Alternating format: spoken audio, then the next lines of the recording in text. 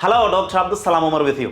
കഴിഞ്ഞ വർഷം ഞങ്ങളൊരു 50ഓളം ബിസിനസ്സുകാരുടെ ഗ്രൂപ്പ് ചൈനയിലോട്ട് പോയിരുന്നു, കാൻഡൻ ഫെയറിലേക്ക്. എൻ്റെ ഒരു തിരിച്ചറിവ്, നമ്മൾ ചിന്തിക്കുന്ന ചൈനയൊന്നുമല്ല ചൈന കേട്ടോ. നമ്മൾ ചിന്തിക്കുന്നതിനേക്കാൾ ഒരു ഏകദേശം 50 വർഷം മുന്നോട്ട് ചിന്തിക്കുകയും നടക്കുകയും ചെയ്യുന്ന ഒരു രാജ്യമാണ് ചൈന. നമ്മളൊരു ബിസിനസ്സുകാരനാണെങ്കിൽ അല്ലെങ്കിൽ നമ്മൾ എന്തെങ്കിലും ഒരു പ്രൊജക്റ്റ് മനസ്സിൽ കൊണ്ട് നടക്കുന്ന ആണെങ്കിൽ ആദ്യം നമ്മൾ ചെയ്യേണ്ടത് ചൈന ഒന്ന് സന്ദർശിക്കണം. കാരണം നമ്മൾ ചിന്തിക്കുന്നതിന് ആ ഒരു ആശയത്തെ ഒരു 10, 20, 100 ഇരട്ടി മടങ്ങ് വർദ്ധിപ്പിക്കാനും അതിനാവശ്യമായിട്ടുള്ള മോസ്റ്റ് അഡ്വാൻസ്ഡ് ടെക്നോളജിയും ഇന്നോവേഷനും കൊണ്ട് നമുക്ക് കാണിച്ചു തരാനും അതിൻ്റെ കൺസെപ്റ്റ് തന്നെ മാറ്റിമറിക്കാനും ചൈനയ്ക്ക് കഴിയും. പിന്നെ ഈ കാൻഡൻ ഫെയർ പോകുന്നതിൻ്റെ വേറൊരു ഗുണം എന്താണെന്ന് വെച്ചാൽ, നമ്മൾ ഈ ചൈനയിൽ ഇപ്പോൾ ഒരു ആലിനാദാപുരത്ത് പോകണം, അതിന് പോയിട്ട് കാര്യമില്ല. അത് കറക്റ്റ് ആളുകളുടെ കൂടെ, കറക്റ്റ് എക്സ്പീരിയൻസ്ഡ് ടീമിൻ്റെ കൂടെ, നല്ല വൈബുള്ള ടീമിൻ്റെ കൂടെ, സ്ട്രോങ് ബിസിനസ് ടീമിൻ്റെ കൂടെ പോകണം. എന്താണെന്ന് വെച്ചാൽ നമ്മൾ ഏകദേശം 2 ലക്ഷത്തോളം സ്ക്വയർ ഫീറ്റിൽ 60,000-ഓളം മോസ്റ്റ് ഇന്നോവേറ്റീവ് ടെക്നോളജികളും ഇന്നോവേഷനുള്ള കമ്പനികൾ വന്നിട്ട് ഒരു കൂട്ടിൽ നമുക്ക് എല്ലാവരെയും ഒരുമിച്ച് കിട്ടുകയാണ്.